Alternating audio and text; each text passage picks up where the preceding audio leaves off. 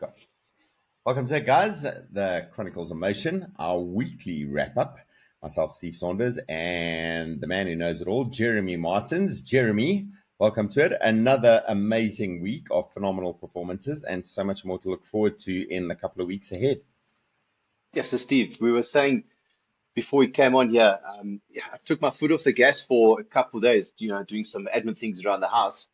And, you catch up on things. So the guys are busy. Our riders are all over the place and they're flipping busy. And doing some great results as well. And we've got the mountain biking back in action, the XCC, XCO guys. We got world champs starting for enduro.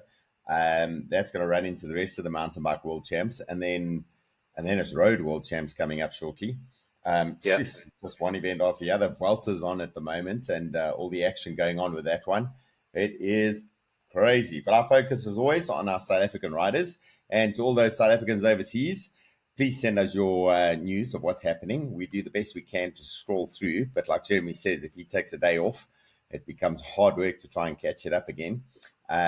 We watch your social media and try and keep track of it, but if you guys can tag us or DM us, either Jeremy or myself, we'll include that news on what's been happening. But looks like we got lots of news, anything from track road, our para-athletes performing at World Champs, our para-athletes lining up the DC, our ladies performing internationally, and some nice results coming out there. Our juniors, our riders prepping for World Champs as well. Sure, there's so much to go on here, Jeremy. Yeah, big time. Guys are winning races. Guys are getting their prep done, getting stuck in. It's just lucky to see. Yeah, it is looking good. By the way, before we start, I saw you got your nice big run in, but not quite as big as it should have been recorded as. You know that age-old adage, if it's not on Strava, it didn't happen.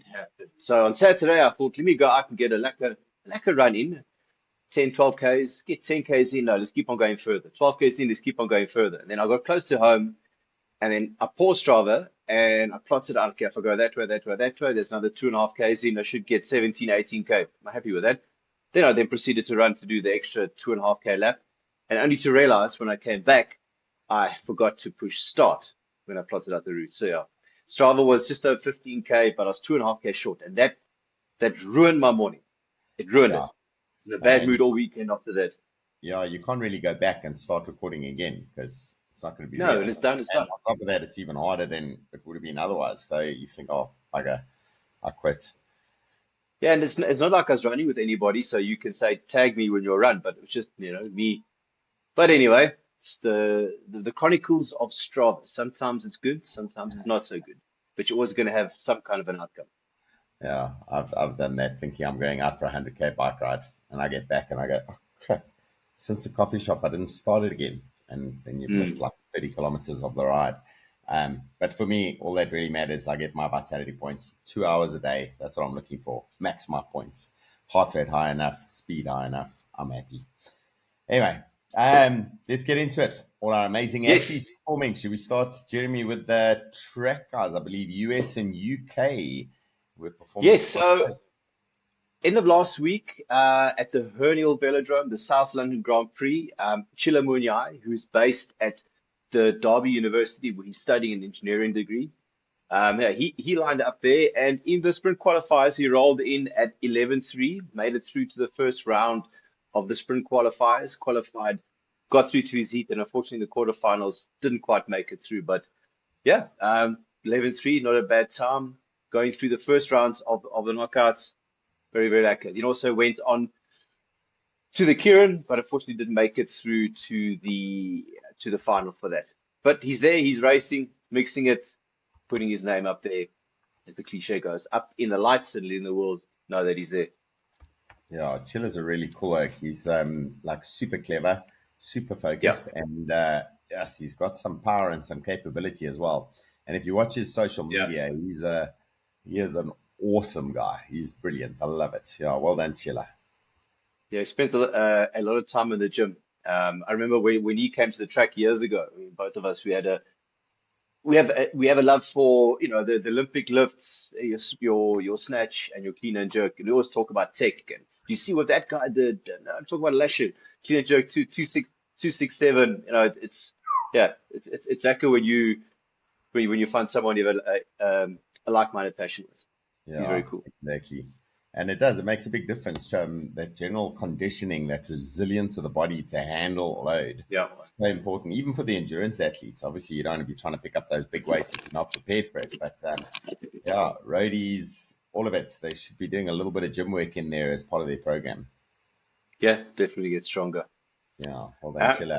And US? And then we hop straight over to T-Town, Town. Our South African multiple national champion, Danielle van Niekerk. On Friday night, they had the Madison Cup, and Danielle teamed up with Morgan Stern. And in the scratch Madison, meaning it's a straight scratch race, no intermediate sprints, they came in at third. And then the Madison, the main event with it's a points race, Madison, they also rolled in at third. So very solid performance. Danielle's consistently in the front end of the race. And then Yeah, something else I picked up here, and we spoke about it the last couple of weeks. We've been talking about this. Byrony Botha, South African born rider who moved over to New Zealand when she was younger.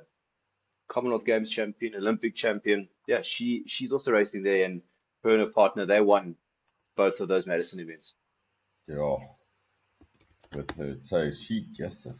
So we lost them as South Africans, but she is South African. We'll claim her as it, and taking wins in both those Madison events.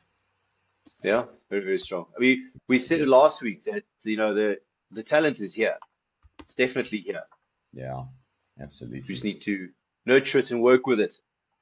I think great things can be done. Nice. Cool. And that's it for the track side. So we've got UK and US, and Tshila Munyai in UK, Danielle van Niekerk doing really well, 2 third places in those Madison events. And then the SA born rider, Byrony Botha, now racing for New Zealand, taking wins in both of those events. Yeah. That is, whew, I see spell check. I've got to be careful as I'm typing here because I write Byrony and it spell checks it to Byron. Same with Tshila, became technical. Hard to spell check that, I don't know. So going across to the road, I've got a bit of news on our para athletes who performed over there at World Champs. 2 big name athletes, Pieter Du Preez, Super Pete, and we had our other man he's been out of the limelight and out of the racing for a little while, but everyone knows his name, Ernst Van Dijk. Ernst getting 6th in his event at World Champs, which, considering he's not been really focused on the high-end, top-end part of the sport, is absolutely incredible. I think he's closing in on 50 years old as well, and the man can perform. 6 for him. Pieter Du Preez, disappointed in himself because he only ended up with I think he got a silver. He got a 2nd place. But I was looking at his social media post, and take a guess at how many World Championships medals he has accumulated up till now. I'll tell you, it's more than 5. It's less than 18. How many? That's an incredible number. But do you want to guess? 13. Go up by 1. 15. Minus 1 is 16. 16 World Championship medals. That man has been absolutely insane. And, he's got the health issues he deals with. And I find this interesting watching the para-athletes. Para-athletes always amaze me because they go out to do an event with every excuse not to have to do it. But they look for every excuse and reason to go and do it. And he was saying that he struggled with parts of the course because his eyesight is degenerating as well. So he has to recon properly, knowing what he's dealing with and realizing that these oaks are flying. I mean, his hand cycle, so he's almost in a prone position on that bike. He makes that thing move, and he ends up with 2nd in the world, 2nd fastest in the world, an absolutely incredible performance. To both of them, they've been mind-blowing. I think we're having a chat the other day, and it looks like I'm going to be able to get Peter onto one of our shows at some stage, along with Mike Tippett from the Paracycling Commission. And I do love the work those guys bring out. It was actually interesting. So you see I'm wearing my Baldwin Sport hat because I was out at a trail run at at Taba Trails on the weekend. And one of the young ladies who works for Borwin, she was there, Erin Lazarus. I'd not met her before, but I went to check her out on her social media. And she's also an amputee, below knee amputee, runs all the marathons. She was there working the event. So she's there as part of the staff, helping out with everything, helping with registration, smiling at people, encouraging people. And then she heads out, and Taba Trails is nothing. There's nothing easy at Taba Trails. It's technical and hard. And she goes out and does the 5K trail run as well. I mean, it's just, I love it. I love it. These para-athletes are inspiration of note. So anyway, going back, Ernst Van Dijk, sixth place for him, and Pieter Du Preez, second place for him. Phenomenal performances. I'm sure we're going to see a couple more years of them racking up more and more medals. But amazing to see 16 World Championship medals is the tally that he's built up over time. And I'm sure there's a couple more that are going to be bagged as he goes along as well. Just one extra bit on the para-athletes. There is the team announced now for the double century. It's going to be the first ever team that's going to take on double century. And they are 100% para-athlete teams. So it's not like they've got one or two para-athletes in there. They're all coming forward. They're all going to be taking on the event and going to be smashing their way around there. And looking at some of those riders, like I'm going out riding tomorrow morning with Oswald Kidd. Oswald is one leg that pedals, one leg isn't there. He's amazing. He beat me up about a month ago on one of the rides. And then he decided he's going to ride his gravel bike with me. So he rides gravel bike. I'm on a road bike. We still average 28 Ks an hour. I think he's going to pump his tires a little bit harder because he said he had to work quite hard. But that's a man with one leg riding out there with me, 28 Ks an hour on a gravel bike. It's mind-blowing. Anyway, that's enough of the paracyclists. Well done to all of them. And we will be doing a little bit of a story about all of those guys. I think we're going to start building a channel separately for those paracyclists because they're absolutely inspiring, that's for sure. Jezza, now that I've got on raving about them, let's go raving about our ladies internationally because there's some good results happening out there as well. Yeah, quite a busy weekend for the ladies. Let's start off here at the top of the list. Ashleigh Moolman-Pasio. She raced on Saturday at the Classic Lorient Aglio Maritain. That's GP Pouet. Women World Tour Category 1 race. Best of best, the who's who, they are there. And she ran in 13th place. Very, very, very good result for her. And I think she will be building up towards world champs. I think a circuit like that, we touched on last week, and we're probably going to be touching on it in the weeks to come. She's got I would suggest a very good chance of getting within the top 10 at Worlds, given that circuit, the type of rider she is. Going to get 13th at Plouay, and was wet. The conditions were very wet and windy, and yeah, she's rolled in a very credible 13th place. Yeah, she's had a tough time coming back from that broken back, and all the mental games, the physiology not quite going the way you want it to. Everything else seems to be in place. I see on all those social media posts, it's all about this battle around this 2-hour barrier that seems to pop up for her all the time. But she seems to have broken the back of it, excuse the pun, and back into her competitive ways, which is brilliant to see. Yeah, very, very lucky. And then competitive ways. Tiffany Keep, she's back home in England. She raced another race yesterday at the Wentworth Woodhouse Grand Prix, part of the British National Road Series, and she rolled in 6th place there, and that's put her on as third overall in the British National Road Series. So South African 3rd place at the British National Road Series. Yeah, very, very good. Awesome. I saw she had a bottle of champagne she was celebrating with. You must. Nice. Yeah, you have to huck 8 every now and then. A little, but I'm sure it would have been a glass or two, not the full bottle. Yeah, just a sip. Yeah. Then this interesting one, Sonara Grove, our current elite women road race champion, she hopped onto the gravel bike this weekend in Belgium. The UCI Gravel World Series, the Hofer Gravel, she rolled in 10th place there. So very ambidextrous rider. Put her on the track, she's going to win national titles. Put her on the road, she's current road race champion. Put her on the gravel bike, she finishes 10th at the Gravel World Series. She's really good. Yeah, looking at her mindset now, she takes things on. I think an environment like gravel would 100% suit her. She's a tough lady. She likes a challenge. She likes it when the racing is hard. So the harder it is for everyone, the better it is for her. And Yeah. gravel is, especially that European style gravel racing, which is, I'm going to say, it's like a mix between a cyclocross, a road race, and a mountain bike event. So they throw in some difficult sections, like you need to know your bike handling skills, but you also need to be very good on the bunch racing skills as well. And I think this could be Yeah. something for her.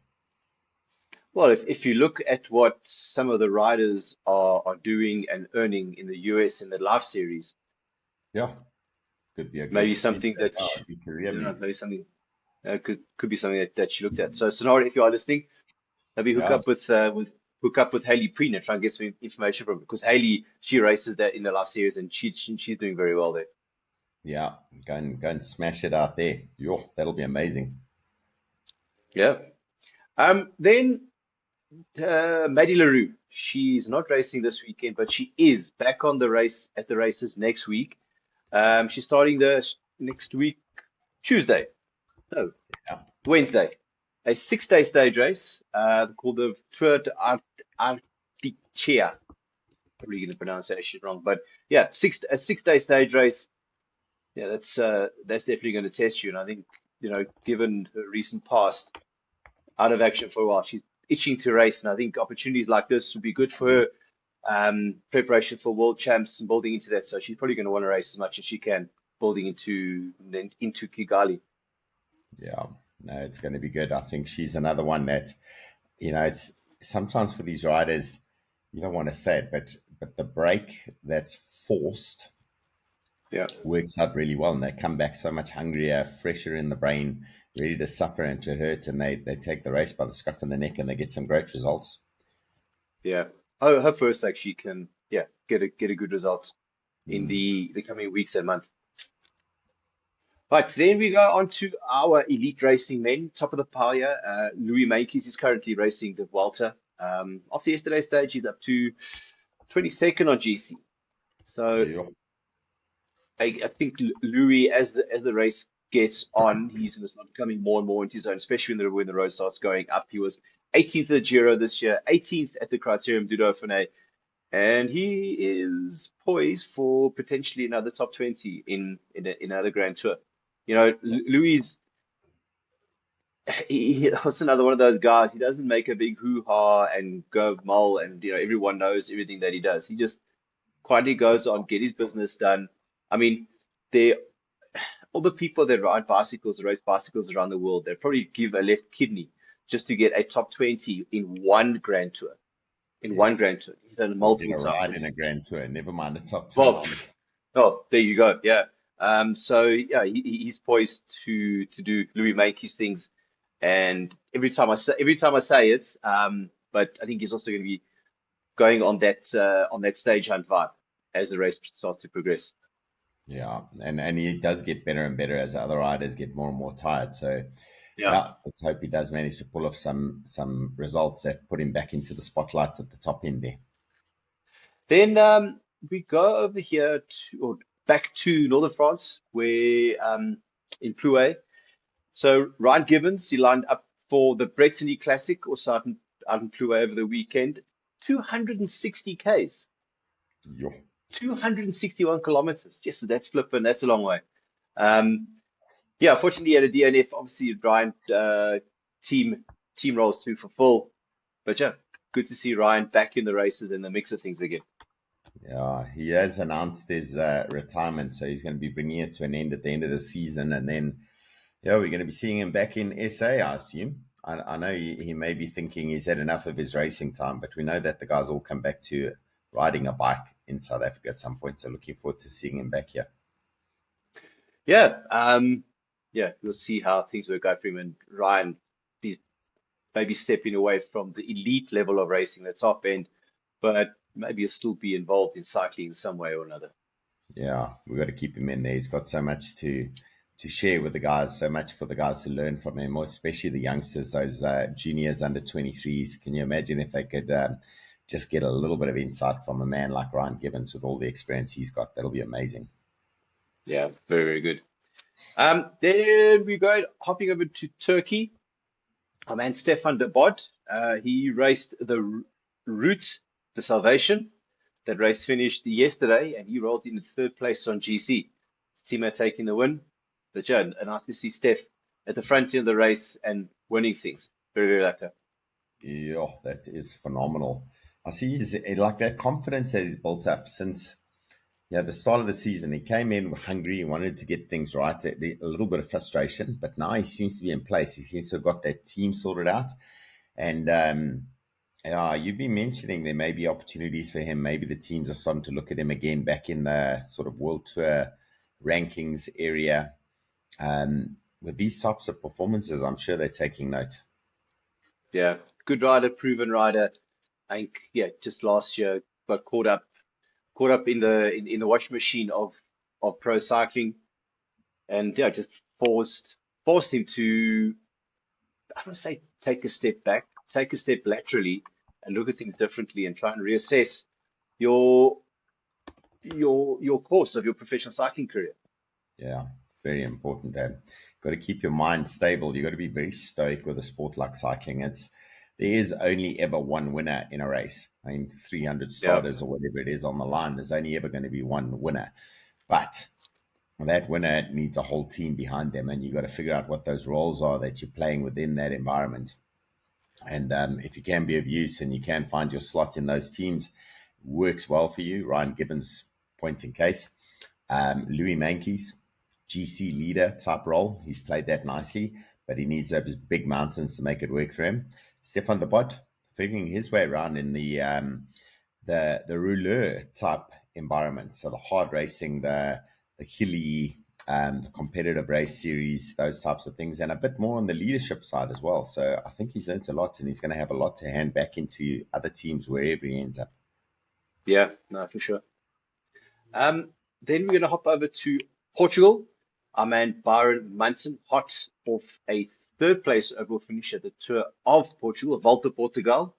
He is currently racing also a 7-day stage race called the GP Jornal de Notias. That race started on Saturday, and after stage 2, he is currently sitting on 26 on GC, but 39 seconds off the lead. So 26, I don't think he'll be looking at it now as where is he sitting on GC. He'll be looking at it more of a case of how far am I off the lead? And when the road does start going uphill, if he can keep his form and carry his form that he had in the Tour of Portugal, yeah, he's going to be definitely moving up, hopefully getting stage wins and being right up there on the GC. Yeah, I think he's definitely a danger man. At 39 seconds, that's nothing in a 7-day tour. So right up there in the running, definitely. Well done, Byron. Yeah, keep at it. Then we hop over to France. PG Krauser, he lined up for the Tour de l'Avenir. Some say the amateur, not the baby Tour of France. That finished on the weekend. PG rolling in pretty much mid-pack for the overall race. And I think a few lessons learned there. I'm sure that he will take what he's learned there and then apply it further to the rest of the season. Yeah, no, he's been good, consistent the whole year long, always in the mix. And it just needs one of those big opportunities to present themselves. He's going to take it. Yeah, definitely. Then we can stay in France at the GP de la Somme. That happened yesterday in France. Also, another flipping long 196 Ks. That's not a little 100K race like I have in South Africa there. But I noticed this morning. Blake rolling in at 19th place, but literally right on his ankles in 20th place was Kieran Gorge. So 2 South Africans within the top 20 at the GP de la Somme. 20th. Yeah. And I'm sure the guys are supporting each other out there as well. As much as they want the results for each other, it's hanging out with fellow South Africans and handing out the beating to the Europeans. Well done, Kieran. Well done, Blaine. You guys are legends. Yeah, and I like both of these guys. But they've both been on a very good roll of late, racking up some solid performances and also a couple of solid results. Yeah. Yeah, Kieran has been riding for a team based in Portugal, and Blaine, as you know, is riding for a team in France. So hopefully, Yeah.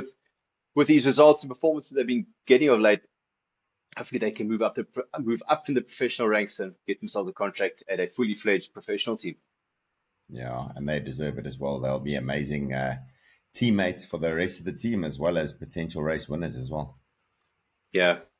Right, then we're going to head east to the Tour of Shanghai. Now that starts on the 5th, which is on Friday. It goes from the 5th to the 7th, and we have 3 South Africans lining up for that race.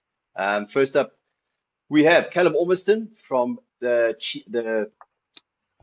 Team Hurricanes from China. Then we have Willie Smith from Team China Anta Mentec. And then we have the current Cape Town Cycle Tour champion, Tyler Lange. He's got a stagiaire role with Team China and Anta Mentec. So this will be his first race of his stagiaire profile. Yeah, I'm really keen to see how this works out, and I hope that Tyler can perform well and get himself a ride on a team that's kind of races in Asia as well as in Europe. And I think that type of setup could suit Tyler quite well. Tyler's a fast rider. He's won a couple of local races in South Africa this year. Yeah, it's glad to see that he's got a break, and hopefully he can capitalize on this. Yeah, and we've said before how the racing on the east side of the world is definitely hotting up. It's getting bigger and bigger, more and more professional. You look at the scale of the bicycle supply chain and how much of it comes out of China, and you can understand why it's growing in China now. I mean, 1 billion people, a health-oriented population or a growing population of healthy-oriented people, and definitely enjoy a bit of sport as well. So cycling rocketing up into the stratosphere at the moment on the east side of the world. Yeah, definitely. In keeping in the east side of the world, Daniel Matthews, a current South African elite road race champion, he is going to be heading over to Oman on the weekend. He'll be racing on Saturday at the Dhofar Classic. Then on Sunday, the Tour of Tshila. I'm having a look at some of the start lists there. You've got some European big hitters coming out that way. So yeah, another South African racing in Oman this coming weekend. Yeah, you're saying on his social media he had to make a bit of a choice about what races to do, what will be best for him. He's not taken up the opportunity to race world champs. Just looking at the limited budgets and the amount of travel required, and rather focus on staying Middle East side of the world and getting as much race experience as possible.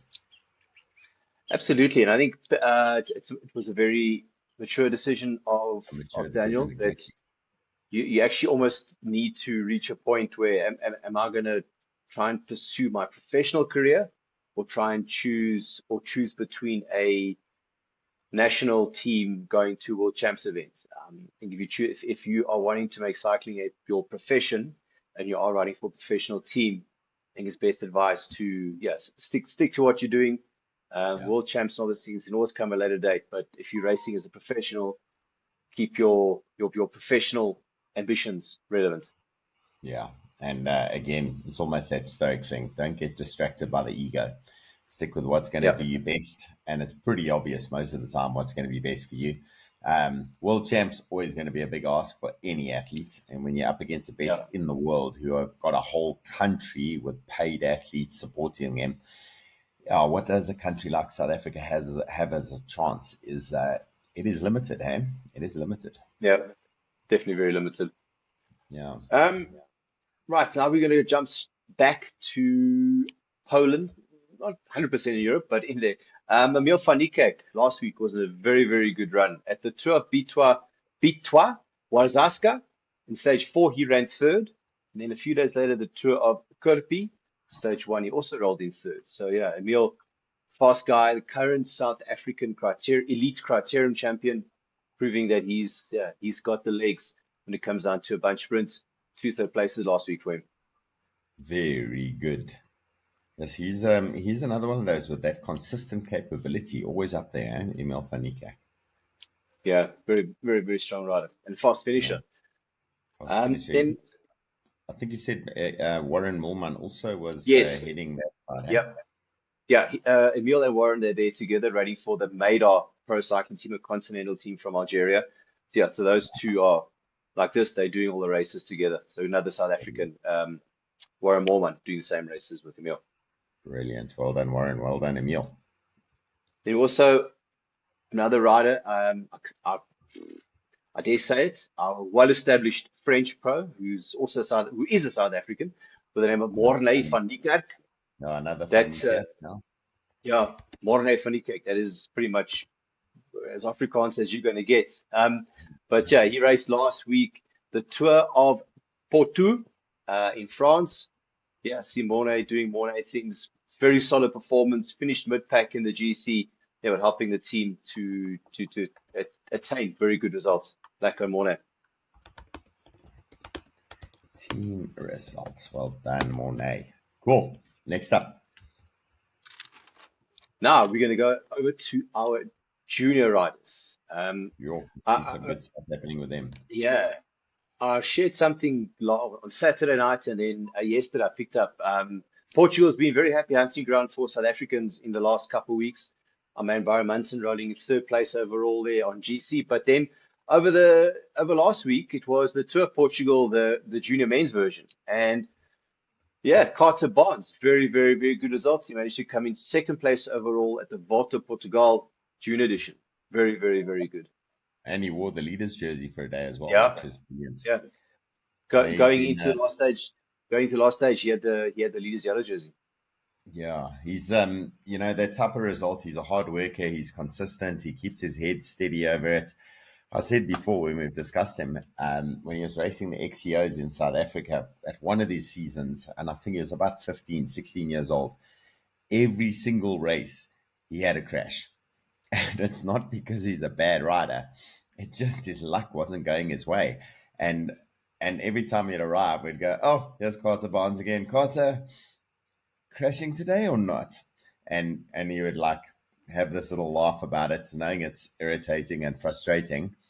But he kept his head so steady. He's got this ability to deal with the blows that come your way and still keep on working at it. And that's what's getting him these results out there in Europe. And just, I think this guy is one of those guys. We're going to see the slow, steady progression. And I say slow and steady, and he's 2nd overall in one of the biggest tours that juniors can ever do. But it is going to be a slow, steady progression over time because he's got that work ethic. He's got that calm head. He doesn't have a big ego. He's happy to work for his teammates. He knows it's going to be time that's going to have to be put in. So, watch that man. He's going to have a very bright future. Yeah, very, very good. And then another one speaking of bright futures, Josh Johnson, fighting for the Grenke also Erda team, the junior team, or one of the feeder channels for Red Bull Bora Hansgrohe. He raced on the weekend in Italy, Saturday, the Trofia Comuna Veratoa. We rolled in. You're getting better at that, You're getting better.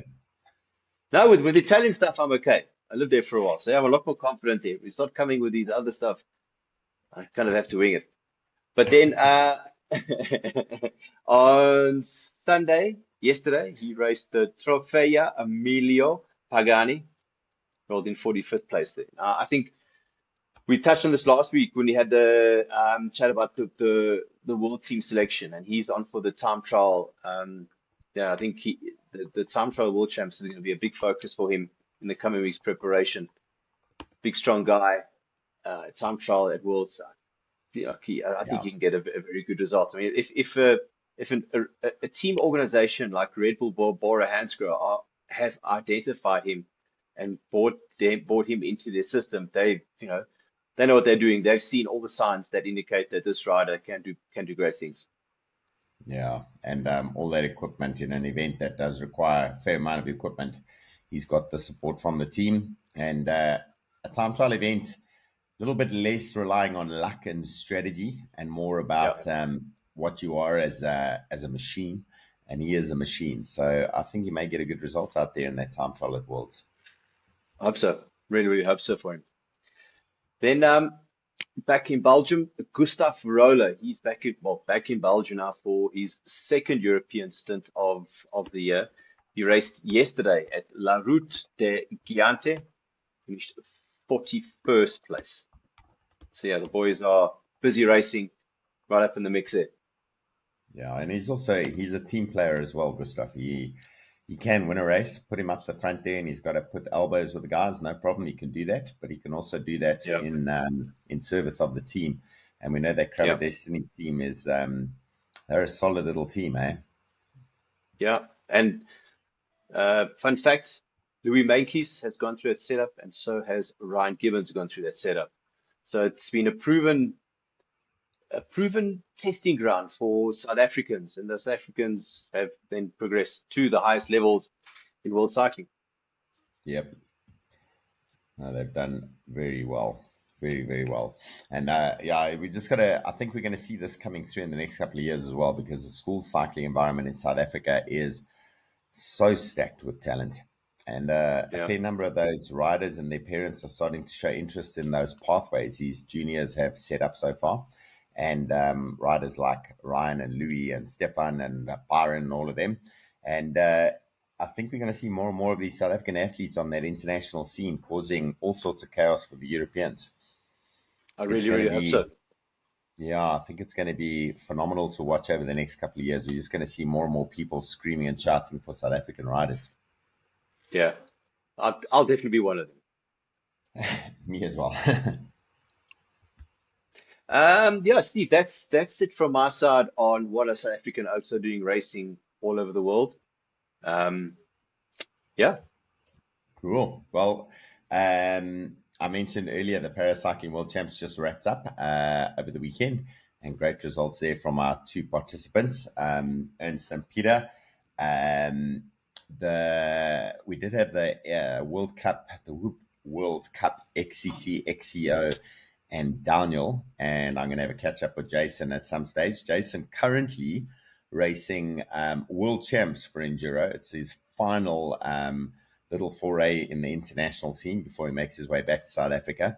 But three athletes taking on that World Champs of Enduro. Great to see them. We'll have a chat to them online and get the full update on the XCC XCO scenario. Best performing of the athletes was Alan Hathley. Good to see him way up at the top end of that field as well, and playing that calm strategy of his. Hard-working man, Alan Hathley. He ended up with a fourth in the XCO. And amazingly, there was Matthew van der Poel in the mix there, but Matthew having to deal with some of the technicalities of the hardcore top-end mountain biking scene. A little bit further down in the field. Candice Lill, she's struggling a little bit. I think she's going through that same sort of mental process of when things don't quite go your way, how do you make it go your way? You can't force it. And she was doing all right, sitting up in about 15th place. When I say all right, this is in the world. To her, not a great position. She's used to being up in the top 5 all the time, and then suffering a mechanical on the final lap, meaning she didn't get a finish. Tyler Jacobs getting, I think she got 14th in the XCO, and she was high up in the XCC. Another solid result, which, considering how competitive that XCO environment is in the under 23 ladies category, a good result for Tyler. A little bit disappointing. Another, our men's under 23 rider new into this environment is Masi Ambrosi. He's decided he's going to put his studies a little bit on hold and take up the opportunity to race XCOs for the rest of the season. And he ended up with a 14th as well. So we had a 14th from Masi and a 14th from Tyler.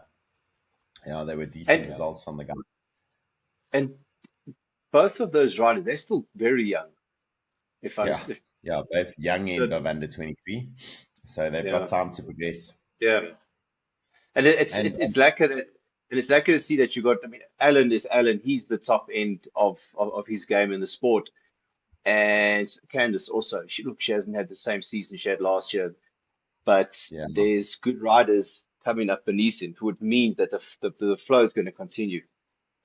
You look at, I'm looking at the results at the moment for like Alan Hatherley. So here's the list of riders ahead of him. It's Luca Martin, Luca Brido.